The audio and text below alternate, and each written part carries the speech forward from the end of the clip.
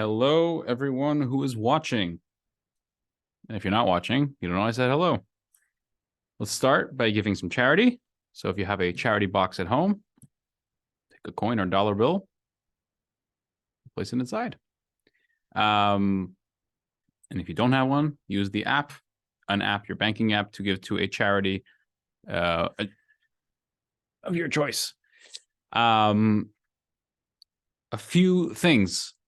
One, if you'd like to sponsor today's class or a future class in honor of whatever the occasion is, please reach out, rabbi@jewisherie.com, or give a call, leave a message if I don't answer, 814-315-1344.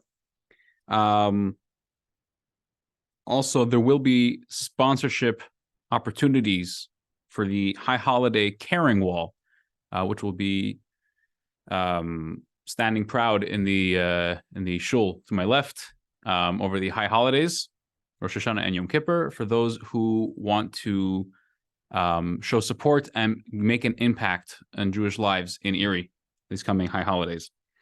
So Rosh Hashanah is going to be 2 days, as usual. Friday night, September 15th, Shabbos, Saturday the 16th, and Sunday the 17th. On Sunday, September 17th, we are going to have services here, Chabad, 335 Met Street, followed by a holiday lunch, festive holiday meal. More info on that will be put up on our website shortly, God willing. Another exciting announcement, which was mentioned in a previous class, in just under 2 weeks, probably the week of Rosh Hashanah, just before Rosh Hashanah, we are going to present our first Just Jew It! Our Just Jew It! Lecture series,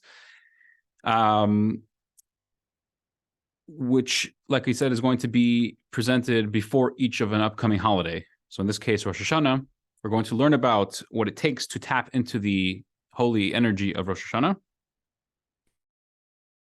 and learn the background and reasonings for many of the practices and traditions of Rosh Hashanah. Just as an example, we have a mitzvah, commandment, to hear the shofar being blown on Rosh Hashanah. What if somebody steals a shofar and they blow it? Did they fulfill their obligation? Better yet, what if somebody, these are real things are talked about in Jewish in the books. Somebody takes a shofar and serves it as a deity, as a god, which is forbidden. Can they blow such a shofar on Rosh Hashanah and fulfill their obligation? So stay tuned for details. That will also be, info will be sent out about that, and will be put up on our website and our Facebook page, God willing. Again, if you have any questions, comments, or if you would like to sponsor a class or learn more about the Caring Wall for the high holidays, please reach out, rabbi@jewisherie.com. Okay. Or if you would like today's curriculum, please email me. Okay. Today's class is going to focus on two major personalities in Jewish history. One of recent Jewish history and one of not so recent. The Baal Shem Tov, who lived around 300 years ago, and Elijah the prophet, who lived around 2,500 years ago. What connection do these two people have? We'll see in the class. We'll learn about their connections and their differences, and what on earth do they have to do with me and you today. So, a fiery chariot to heaven. The events of the passing of Elijah the prophet and the Baal Shem Tov offer insights into their lives, purpose, and mission.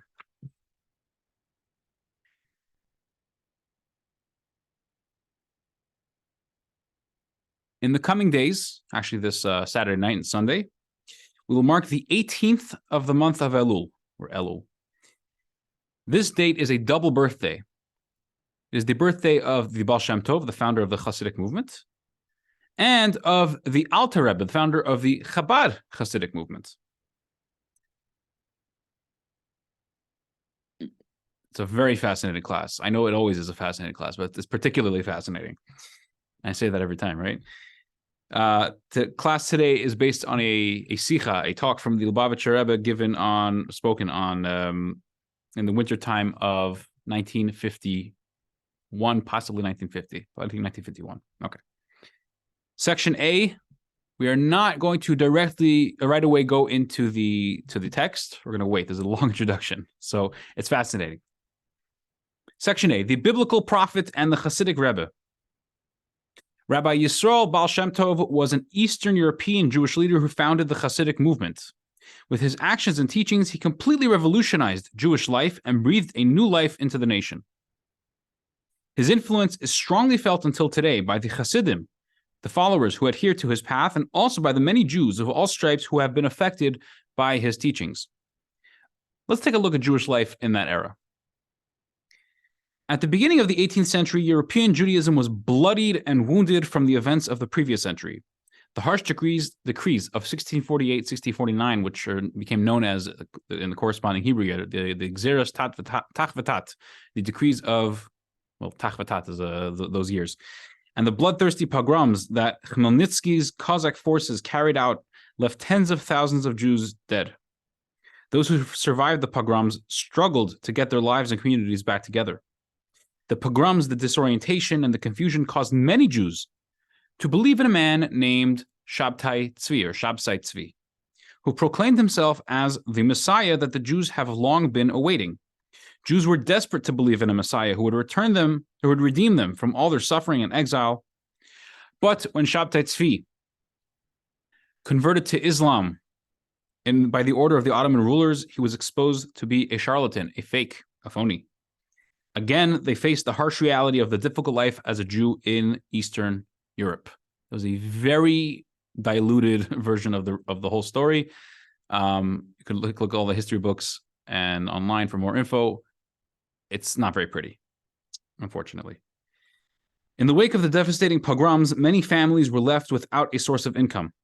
The dire economic situation didn't allow many Jews to send their children to study in cheder, the traditional Jewish schools. Instead, children helped their parents at work. Only the wealthiest Jews, who actually had some sort of money, were able to send their children off to learn Torah and become educated as Jews.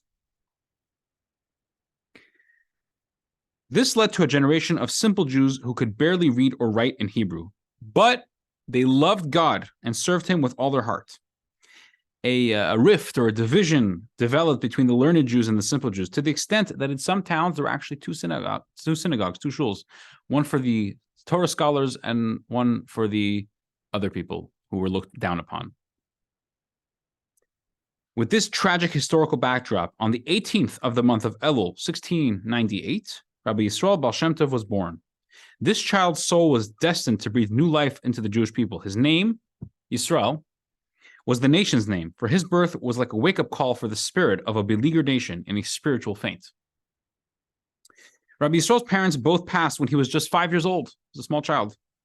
On his deathbed, his father, Eliezer, called his son over. Do not fear anyone but God, and love every single Jew with all your heart and soul. That's what he told them. These principles eventually became the core and the guiding principles of the Baal Shem Tov's philosophy. The local Jewish community adopted the young orphan, providing him with his basic needs. Often, after the conclusion of his studies at the local cheder, Yisrael would wander into the fields and forests that surrounded the village. It was in this picturesque setting, secluded and removed from the bustle of everyday life, that Yisrael was able to meditate and recognize the wonders of Hashem's creations. On Yisrael's 16th birthday, he was 16, Elijah the prophet appeared to him and described to him the great effects the prayers of simple folk had in heaven. Their pure intent and the unwavering faith with which they uttered the words of prayer, Elijah explained, resonated in the higher worlds even more than the scholarly achievements of great sages. Inspired by his conversation with the prophet, Yisrael made it his personal mission to engage simple Jews in conversation about mundane matters. By inquiring as to their well-being and their family's health or livelihood, Yisrael was able to elicit responses rich in words of praise of God. He actually did this with that in mind. He would ask simple people, how's your day going? How's the livelihood? How's your health? How's the family? And they would respond, oh, Baruch Hashem, thank God. And he would ask them so that they would say that. He wanted them to speak words of praise about Hashem. In 5484, 1724, on Yisrael's 26th birthday, the ancient prophet, Achia Hashiloni, Try saying that. Who had taught the Torah to Elijah the prophet, some 2,500 years earlier, appeared to him. Achia taught Yisrael the secrets of the entire Torah, starting with that day with the first words of the Torah. Bereshit bara Elokim et hashamayim et haaretz. That's not my usual accent. Bereshit bara Elokim et hashamayim et haaretz. That in the beginning Hashem created the heavens and the earth, and ending exactly 10 years later with the last words of the Torah, bringing it to a completion. While the Baal Shem Tov expanded his circle of influence, helping his patients one at a time, patience is not the right word, helping his followers and his adherents and any Jew he reached in contact with, he kept the full extent of his knowledge and saintliness hidden from the public eye. But in 1734, all of this changed. On his 36th birthday, after 6 years of intense, unyielding pressure from his mentors, to publicly reveal his greatness, the Baal Shem Tov began preaching openly. There's actually published letters. You can see the intensity that his teachers are writing to him, trying to literally coerce him, to force him to reveal his identity, reveal his genius and his holiness to the world, explaining that this is the reason your soul was sent down into this world. If this is your mission, if you, by this and this time, if you don't do this, your mission is over. You didn't fulfill the mission. You have no reason to be here. This ushered in a new era in Jewish thought. In the Baal Shem Tov's view, the simple blessing of the unlettered Jew was as holy as advanced Torah study. Purity of intent was valued over dry achievement. Joy and humility were to be admired, and even the simplest peasant could serve God through passionate prayer. Jews from far and wide flocked to hear the Baal Shem Tov's holy words and to observe him consumed in prayer. Despite or perhaps because of his popularity, the Baal Shem Tov's teachings were met with strong opposition from some elements of the traditional Talmudist movement. The opponents of Hasidus were driven by a desire to retain their elite positions, as well as by their suspicion that the Kabbalistic undertones of the Baal Shem Tov's teachings belied his true intentions, that he wanted to proclaim himself as a Messiah. The wounds were still fresh from Shabtai Tzvi's false messianism, and any hint of Kabbalistic teaching aroused suspicion in traditional circles. The Baal Shem Tov gained a reputation for performing miracles in order to help Jews in dire straits or to teach his students a profound lesson. Many tales have been told of the Baal Shem Tov's supernatural ability to elicit cures for desperately ill, or to enable hopelessly barren couples to have children. In many of these stories, the Baal Shem Tov is said to have miraculously traversed vast distances in an unusually short amount of time. A phenomenon known as kfitzat haderech, shortening of the way. Like literally, if you have a road and think of like a piece of paper and you fold over the road like this, the road gets shorter. So it was kind of like that, but much more intense. He would travel very long distances in a very short time. Just share one story that comes to mind of the miracles of the Baal Shem Tov. There was one time on a Saturday night, Motzei Shabbos, where one of the things we do is Havdalah, or the separation ceremony, where we separate between the holy day of Shabbos and the mundane days of the coming week. And we do this over a cup of wine. We have some spices that we smell, and we have a fire lit. There's reasons for all three. It's a very important ceremony. So there was one time where they had the stuff they needed except for the candle. There were no more candles. They ran out. So they didn't know what to do. They were looking. The Baal Shem Tov was with his students, his faithful students, and they looking all over the place for a candle. They couldn't find one. So the Baal Shem Tov told them, go outside. This is in I forget which country, Poland or Russia. I'm confused. And he asked, it was very cold outside. He asked them to go outside in the dark winter night and go to the roof of the structure, and there's icicles hanging. Here, at least it's this. Icicles hanging. Crack one of the icicles off and bring them inside. Okay. They follow Baal Shem Tov, like he told them to jump, they asked him how high, right? So they went outside, they found an icicle, they cracked it off, and they brought it inside. And the Baal Shem Tov said to them, the one, I don't know the exact wording, but the one who commands a candle to light will also command the ice to light. They took a match, they lit the candle, they lit the icicle, and it lit. They had an icicle on fire. They made Havdalah. Okay, going further. And we're going to start the in-text part in just a couple minutes. In the following section, we're going to hear about the Baal Shem Tov's miraculous passing. One after another, the students, members of the Chevra Kadisha, or the Holy Society, gathered around together with the Jews of Mezhebush. The rumors of the impending passing of the Baal Shem Tov traveled fast. Everyone came to depart from their beloved Rebbe and be with him during his final moments. For years, he'd been a beloved and compassionate fatherly figure and wise sage in the town. The Baal Shem Tov greeted them lovingly, as he always did, and began teaching about the essence of the holiday of Shavuot and receiving the Torah. This was right before, actually, this was probably on the day of Shavuot itself. The Rebbe lay on his bed. The students weren't accustomed to seeing him in such a state. They surrounded him from all sides. The Rebbe asked them to sing the song composed by the great Rabbi Michal of Zlotchev and promised to arouse heavenly mercy in anyone who sings it while thinking thoughts of repentance, of teshuvah. Suddenly, the Baal Shem Tov gestured to 2 clocks in his room. Before I even say the next sentence, just so you should know about old clocks, they didn't have batteries. How'd they work? You had to wind them. And at a certain point, the winding would finish and it would stop. You'd have to rewind it. So he gestured to 2 clocks in his room. He said, when both will pause. He didn't finish the sentence. They understood the meaning that when both clocks pause, it's time. 1 clock stopped. Hands no longer winding. The students moved closer to their teacher so that he wouldn't notice that the clock had stopped. But the Baal Shem Tov laughed. I know the clock stopped, but I'm not worried. I am certain that I will find the key and soon enter another door.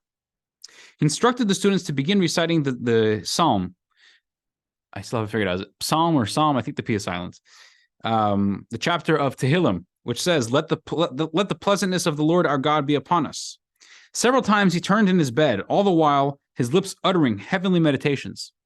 Slowly, his voice weakened. The students strained themselves, but couldn't make out the words any longer. They managed to hear the words, and you will cleave to the life of all life.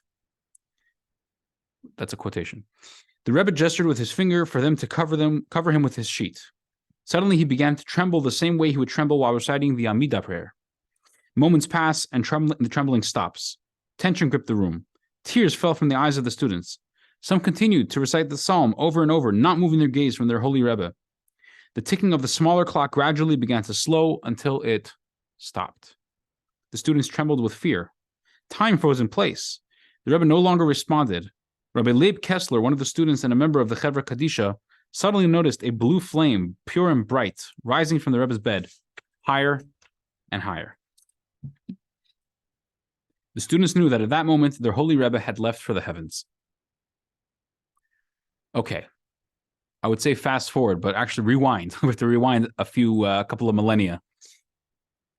Now that we've read the incredible description of the Baal Shem Tov's passing, let's contrast this with another amazing passing, that of Elijah the prophet. Now, you might have heard of Elijah the prophet, even if you haven't read through the Bible, through the Torah, for various reasons. And guess what? We're actually going to bring up those reasons later in the class, so hold tight. The biblical story describes the miraculous story of Elijah ascending to heaven alive, physically alive.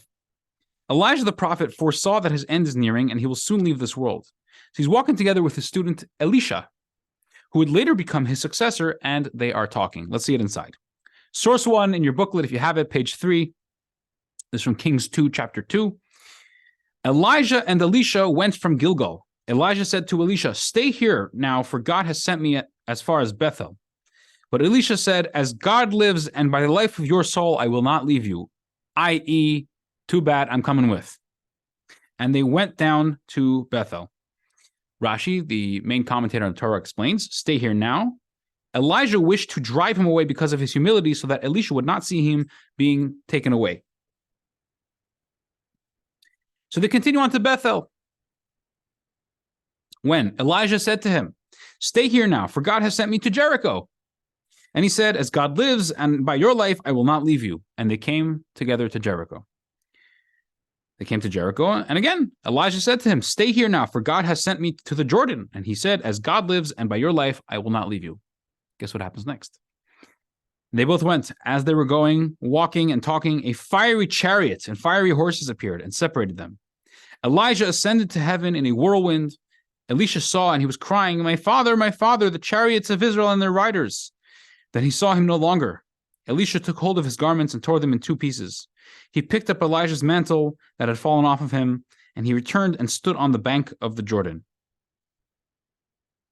I will just mention over here, just came to mind, might as well mention it. It's not related to the topic at hand, but it's an interesting point. Elisha says to Elijah, my father, Avi, Rechav Yisrael. Elijah was not Elisha's father. They weren't biologically related. So why is he calling my father?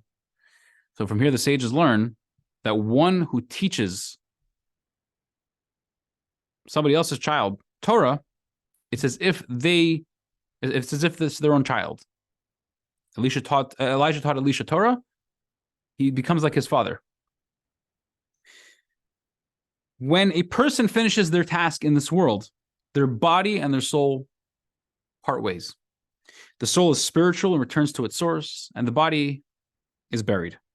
With Elijah, however, the scripture describes how his body and soul ascended to heaven together, a wondrous passing unparalleled in the entire Tanakh. Let's see the Rebbe's analysis of Elijah's passing. What's greater? Page 4. Says the Rebbe. The Baal Shem Tov famously said that he could rise to heaven like Elijah the prophet. But he won't do so because he wants to experience, you are dust, and to dust you will return. This raises the question, considering that there is an advantage in returning to dust, how could Elijah be missing this?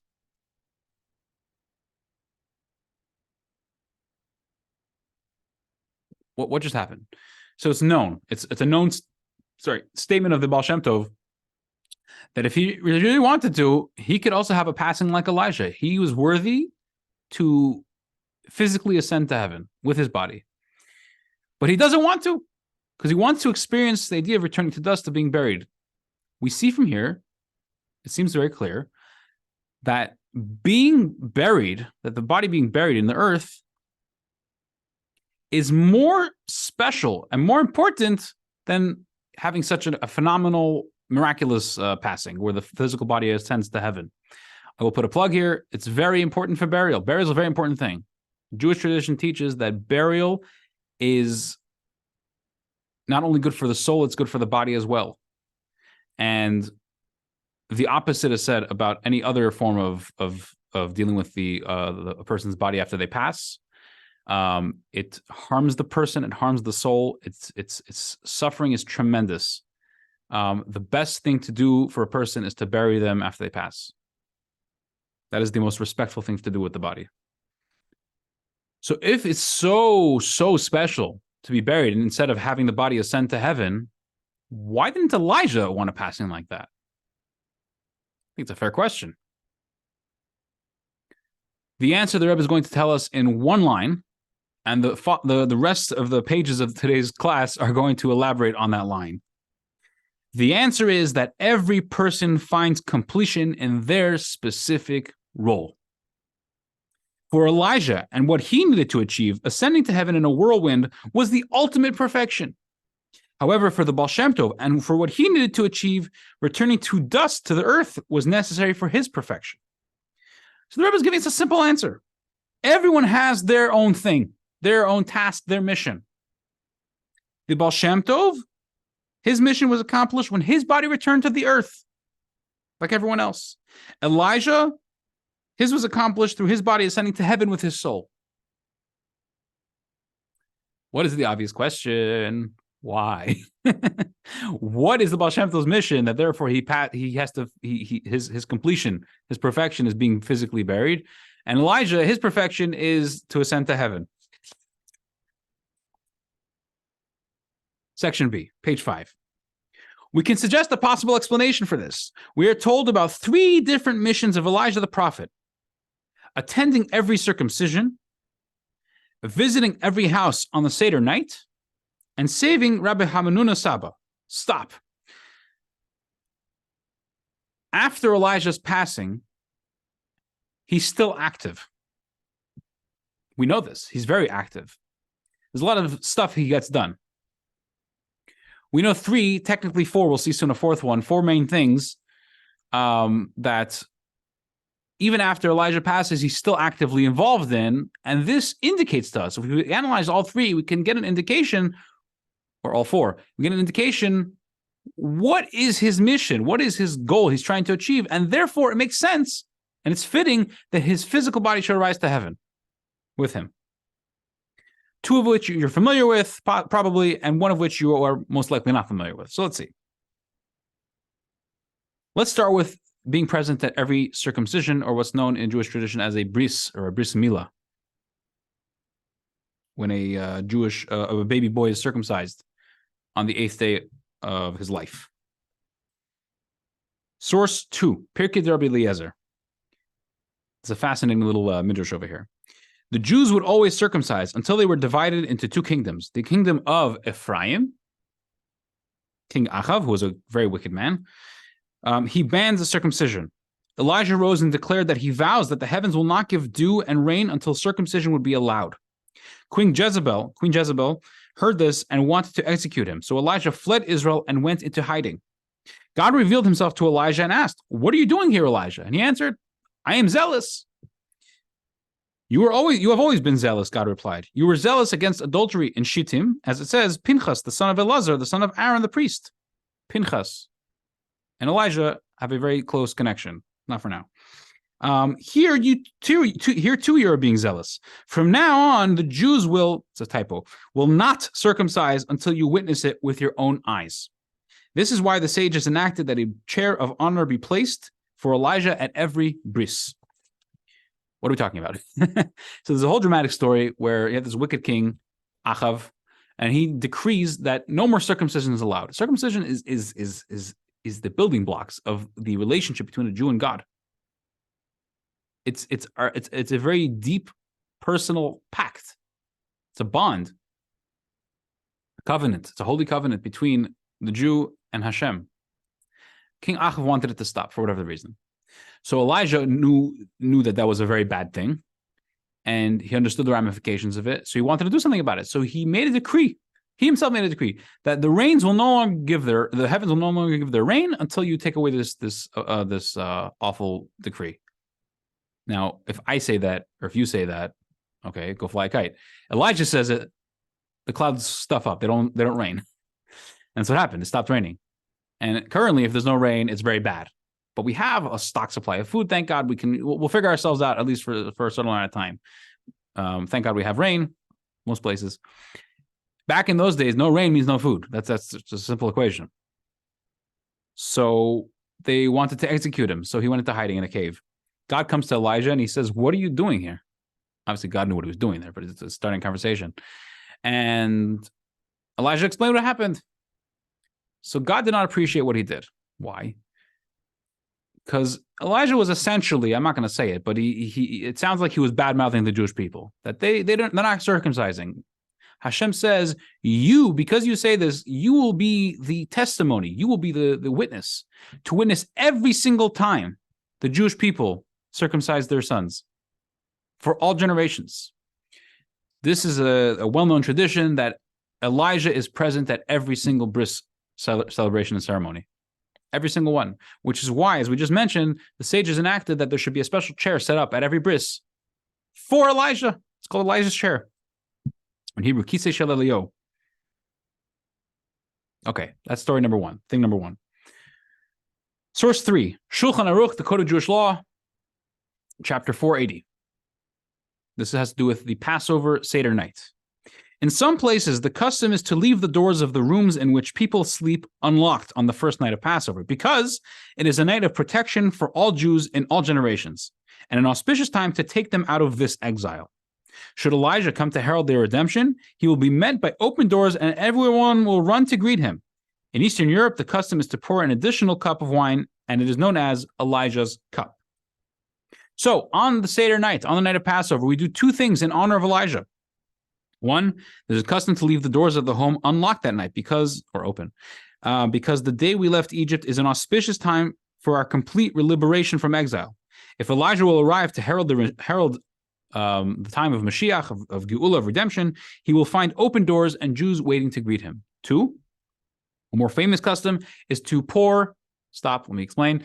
On the Seder night, we have a mitzvah to drink 4 cups of wine. It doesn't have to be strong wine, it could be sweet wine. It doesn't have to be sweet wine, it could be grape juice, as long as the grape juice is, as long as all these options are kosher, especially kosher for Passover, which has its own restrictions. It's a mitzvah to drink 4 cups of wine on the Passover night. In honor of Elijah, we pour a 5th cup. We don't drink it. It stays on the table. And after the Seder, it's actually poured back into the bottle. There's one reason behind both customs. On Passover, we celebrate our redemption from Egypt, and we also express our faith and optimism that Elijah will soon come to herald the arrival of Mashiach, which is the 4th thing about him, which is not, it's a technicality, but it's also part of it, and it's actually a big part of it. So it's not such a technicality, is that one of Elijah's main missions is that he will herald the coming of Mashiach.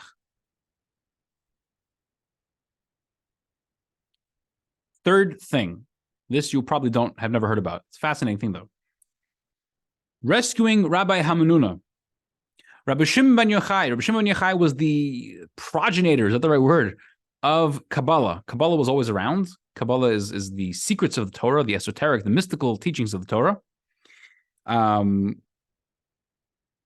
Rabbi Shimon ben Yochai is the author of the Holy Zohar, which is the main Kabbalistic text that exists. Rabbi Shimon ben Yochai taught his students the Kabbalistic parts of the Torah. This was done in private, and only select people were invited. This discussion, this forum, was known as the Idra, the conference. And at these gatherings, he would teach them the secrets of Kabbalah. During one of these conferences, Rabbi Shimon wondered out loud why Elijah had not joined them. Apparently, he usually joined them. A short while later, Elijah appeared and excused his delay by explaining that he had been occupied with saving Rabbi Hamanuna. Let's see the story inside. This is words from the Zohar.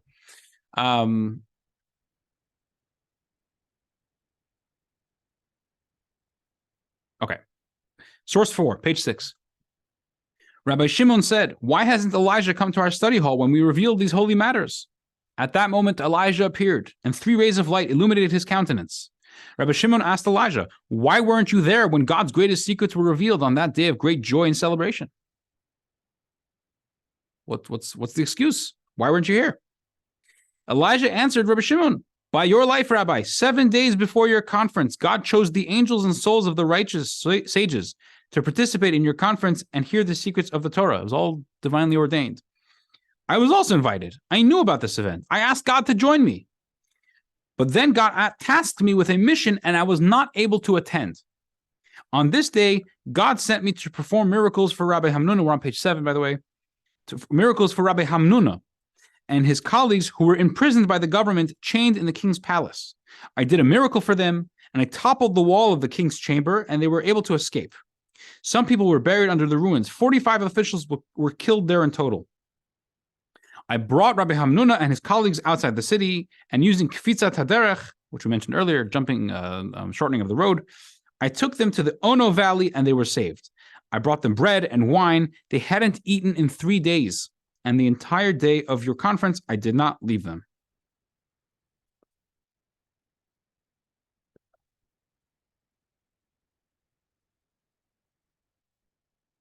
Now, if you pay attention to all 3 of these things, you will have a glaringly obvious question. You got to pay attention a little bit. If you compare all 3 things, Elijah showing up to a bris, Elijah showing up to the Seder, and Elijah showing up to save Rabbi Hamnuna, and not showing up to Rabbi Shimon's, let's call it study session, there's a glaring question in our faces. It's yelling at us. We just have to realize it. So let the Rebbe talk. The Rebbe will tell us what the question is. Page 7. There is a difference in the way these tasks are accomplished. Elijah's attendance at circumcisions and seders is in a spiritual sense without a body. However, when he saved Rabbi Hamnuna Saba, he came in a physical body. 1 second. This explains why Elijah told Rabbi Shimon ben Yochai that he was unable to attend his scholarly conference one day because he was busy saving Rabbi Hamnuna Saba.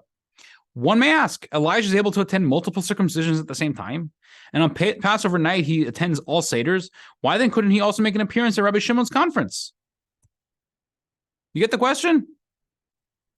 Think about this for a second. Elijah shows up at every single bris milah, every single circumcision ceremony, every single one.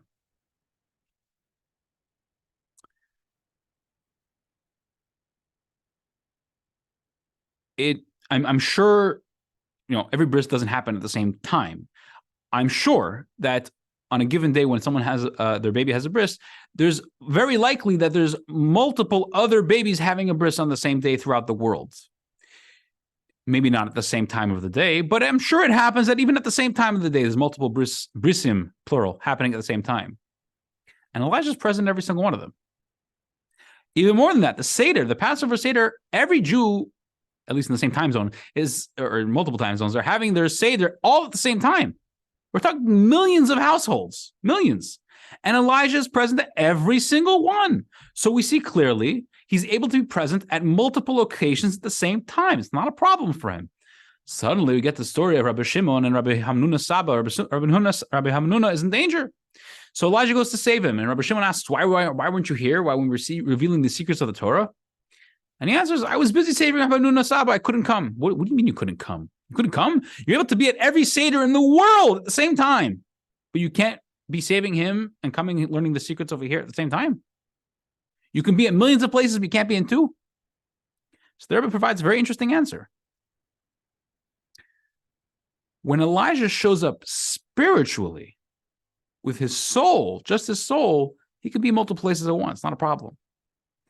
But if he has a reason to be using also his physical body, he can't be in two places at once. A very simple analogy for this, to help us better appreciate this idea. You are listening to today's class. You're watching it on YouTube.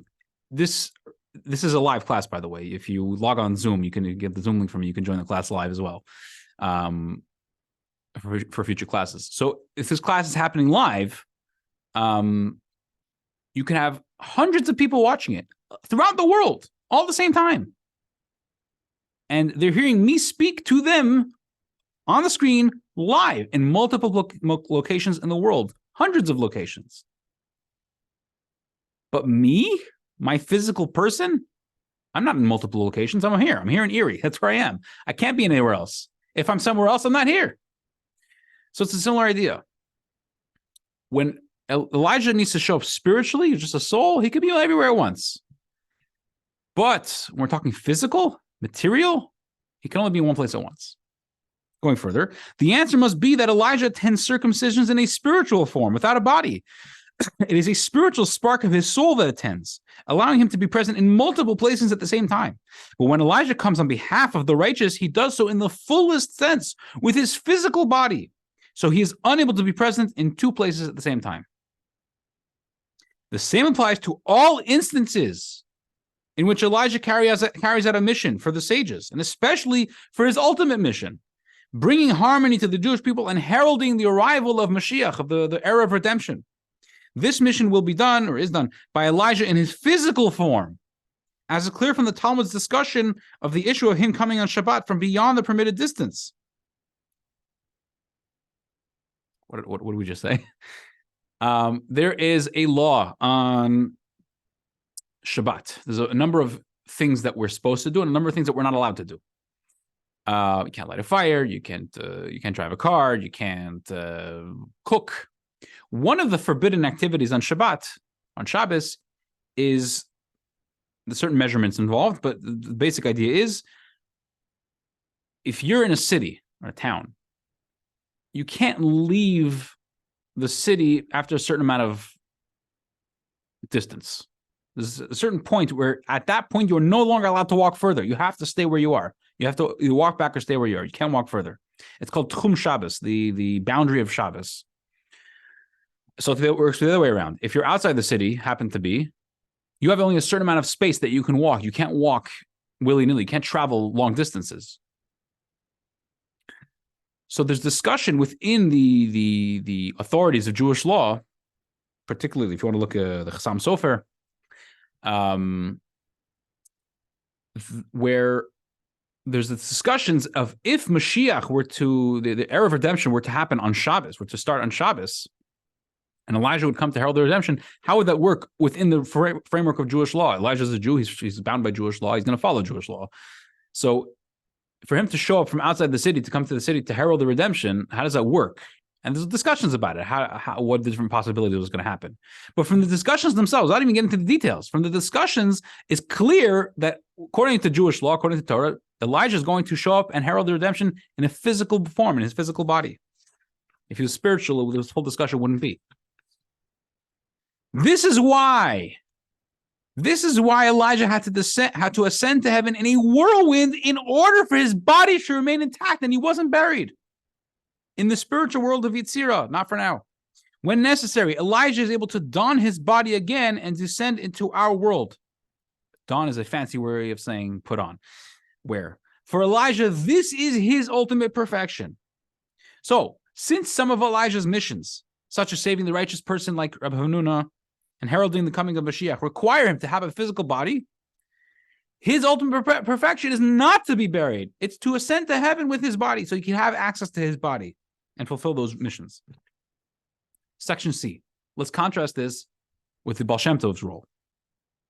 Page 9. Awakening the nation. The Baal Shem Tov had a different role in this world. At the time of the Baal Shem Tov's birth, the Jewish people were in a state of faint. The descent of the soul of the Baal Shem Tov, who was named Yisrael or Israel, awoke them from their state, like a fainted person is stirred by calling their name into their ear. So there's different ways. If somebody faints, they're unconscious, there's different ways to wake them up that hopefully will be successful.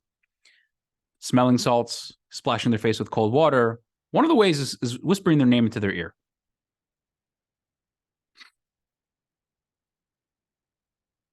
How does this work? Why does that work? We'll see on the next page. But first, the Rebbe is going to present us with this very interesting story. It's a very short story, but it's very interesting related to this to help us understand things. The unconscious woman who woke up. Says the Rebbe, telling a story about his father-in-law, the previous Rebbe. A few years ago, someone turned to my father-in-law, the Rebbe Rayatz, about a woman who had become unconscious for an extended period of time. She was very unconscious, and nothing they were doing was working. The Rebbe Rayatz advised them to whisper, not her name, his own name into her ear. They did this, and she woke up and eventually recovered. Very interesting story. One can ask, what does the Rebbe Rayatz's name have to do with this woman? How can whispering his name into her ear be of help to her?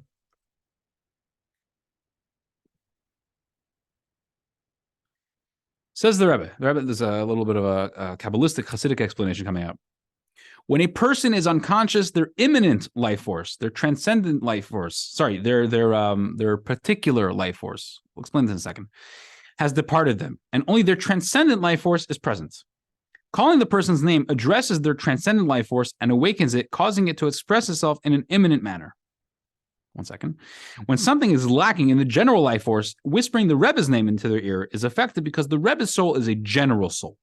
A private person's soul is a derivative of this general soul, so the general soul has the ability to infuse it with new life. Okay, I'm sure you need some explanation. The way the soul provides life and energy to the body works like this. There's a lot of different details, but this is one component of it. There's what's called a chayus prati and a chayus klali. Chayus prati means a particular life force. Chayus klali means a general life force. This is the way Hashem created the neshama, the soul. What does that mean? The particular life force is the energy or energies, maybe, that provide life for every particular part of the body in its own needed way. Meaning, my hand has a particular energy within it that allows me to hold things and let things go, to pick things up, to move things around, to push things, to pull things back, whatever my hand needs to do, to give, to take.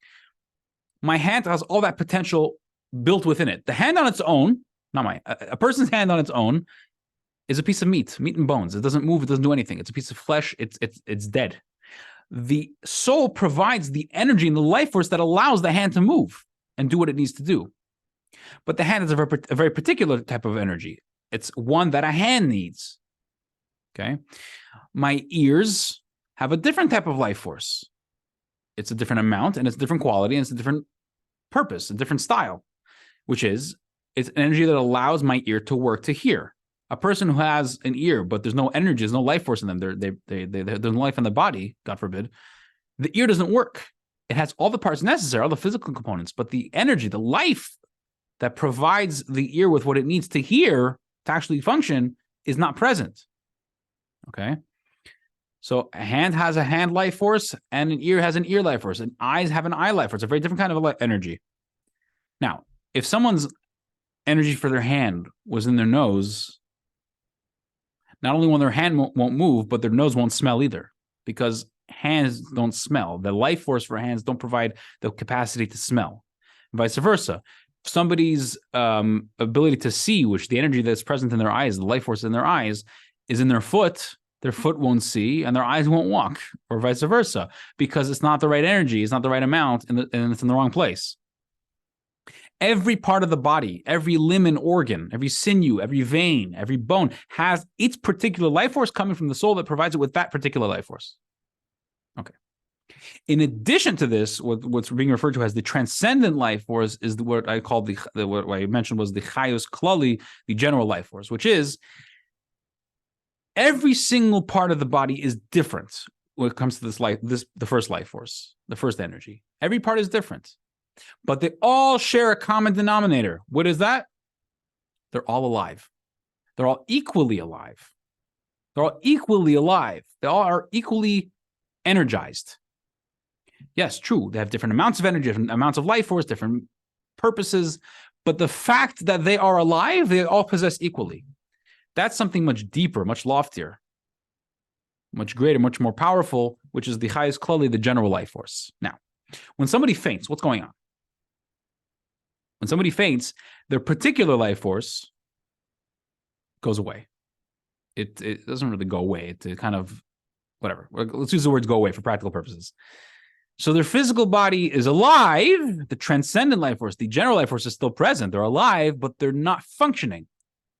Their eyes aren't available. Their ears aren't available. Their nose isn't available. Nothing's available. They're not moving. They're not doing what they usually do. So one of the ways to wake this person up is to whisper their name into their ear. What does that help? A person's name is connected with this higher life force, with this higher energy, for various reasons, not for now.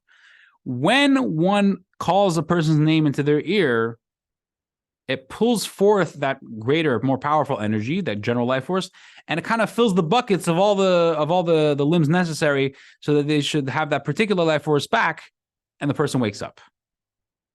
What if somebody is so unconscious, they fainted so badly that nothing's working, their name is not working? The particular life force has receded so deeply within them. The Rebbe advised them to call the previous Rebbe's name into this woman's ear.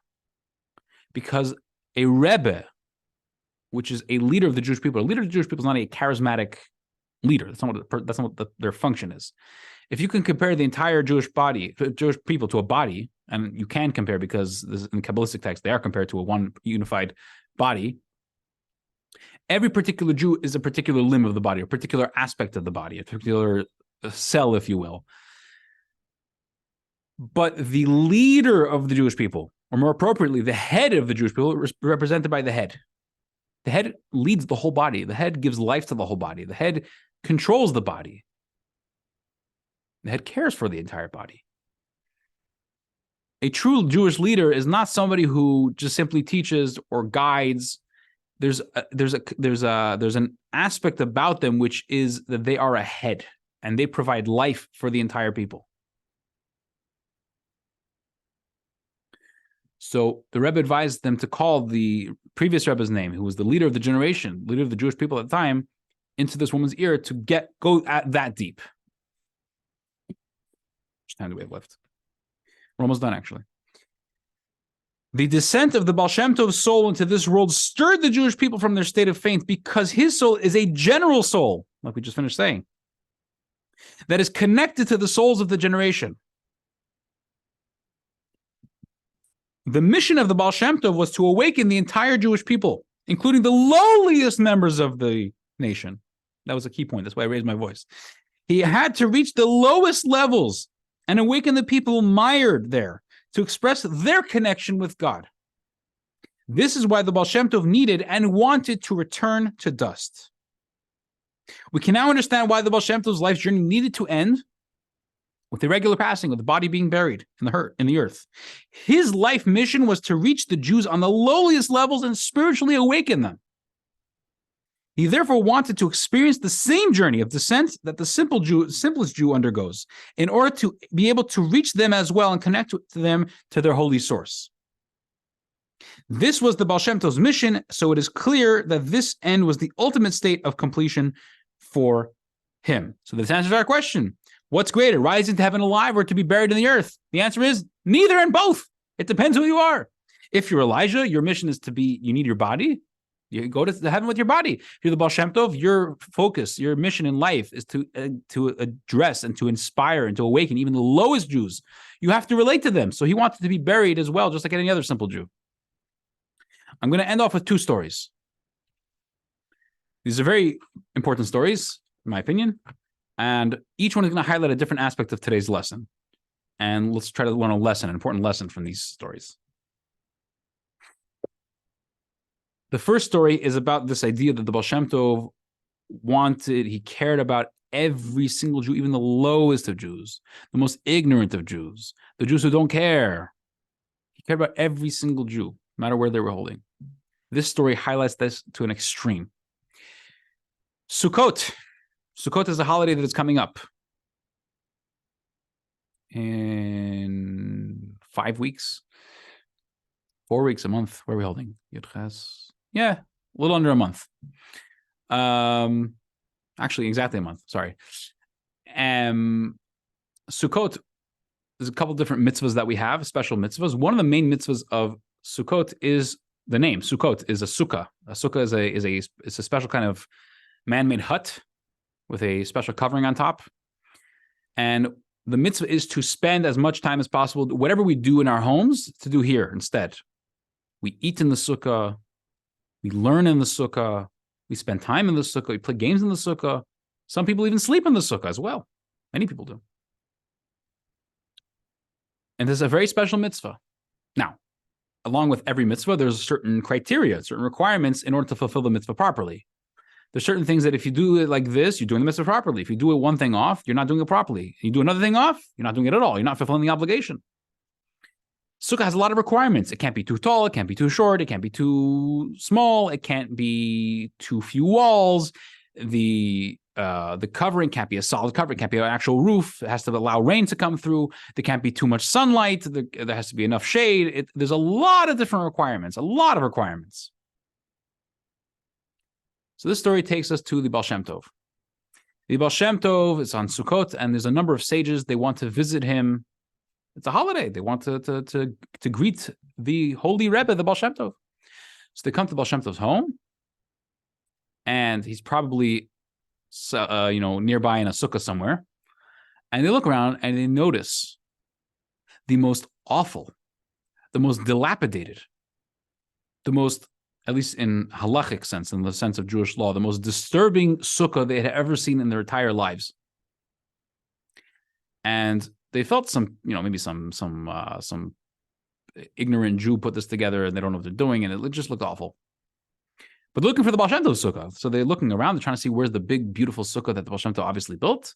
Looking around, and lo and behold, out of that little sukkah comes the Baal Shem Tov. And they ask him, this is not your sukkah, is it? And he said, oh, yes, it is my sukkah. They look at the sukkah, they examine it. These are rabbis. They understand Jewish law. They're authorities in Jewish law. They understand the criteria that is required for a sukkah. And they say, our dear Rebbe, the sukkah is not kosher. There's many things wrong with it. Baal Shem Tov turned to them, very adamantly, very firmly said, the sukkah is kosher. We got into a debate. These rabbis looked at the sukkah, they examined every detail of it, and they showed how, if you look in Jewish law, all the commentaries, all the codifiers of Jewish law, this is clearly not a kosher sukkah. Baal Shem Tov held his ground, and he said, this is a kosher sukkah. Back and forth. In the heat of the discussion, the Baal Shem Tov was holding something in his hand. He opened his hand, and there's a piece of parchment folded up inside. And he presented it to them. The sages, these rabbis, they take the paper, the parchment, they open it up, and there's a one line in there, written in Hebrew. And the exact wording I forgot, but the gist of it was, the sukkah of Rabbi Yisrael, I think it said Ben Eliezer, the son of Eliezer, is kosher. Signed, Angel Michael. Okay. It's quite a story. And after that, they left him alone. Okay, if the Angel Michael's testifying that your sukkah is kosher, then your sukkah is kosher. Our Rebbe analyzed the story and asked a very obvious question, a very big question. Why would the Baal Shem Tov do this? The Baal Shem Tov was a righteous, holy Jew. He followed Jewish law to the T, or even more than the T. If he was going to build a sukkah, he was going to make the best possible sukkah literally on the planet. And it seems the Baal Shem Tov did a 180. He did the exact opposite. He made literally the worst possible sukkah imaginable. He made a sukkah that was technically kosher, but in the worst possible way. Like if you had a scale, this is the best kind of sukkah, this is not a sukkah. He was right before that, not a sukkah. If you went one thing off with his sukkah, it wasn't a sukkah anymore, but it was a sukkah. It was a very, very not great sukkah, but it was kosher. Why would he build such a thing? The Rebbe provides a mind-blowing answer. The Baal Shem Tov was aware that there are Jews throughout the world who are building sukkahs. It's Sukkot. And they're not going to do a good job. They're not. They're not going to do a good job. There are Jews who understand the laws and they're going to do the best possible. Those Jews who are aware of the laws but they choose not to.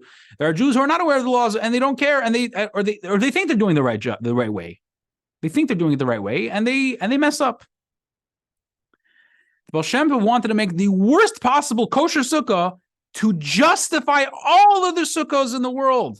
That even the Jew who's so ignorant of Torah that they don't know what they're doing and they're making their sukkah messed up, it's not worse than mine, and mine's still kosher. This is for sure kosher. You see the love the Baal Shem Tov has for every Jew? It's not normal. How much time do we have? I want to say the other story. You know, I'm short on time. I'm not going to show the other story. It is a good story. I don't want to leave you off like that. If you want, you can email me. I can send you a link to the story. It's probably online somewhere. I have it available. But thank you for joining. Thank you for watching. Please subscribe. I think it's over there. It's over here. I don't remember what the subscribe button. I think the subscribe button is over here. Please press subscribe, and you will be updated automatically for every week's video as it comes up. Wishing you a good Shabbos, Shabbat Shalom, and a Kasiva v'Chasima Tova L'Shana Tov Masukah. You should be written and signed for the good and have a good and sweet year. This is the traditional greeting we say before Rosh Hashanah. Over and out.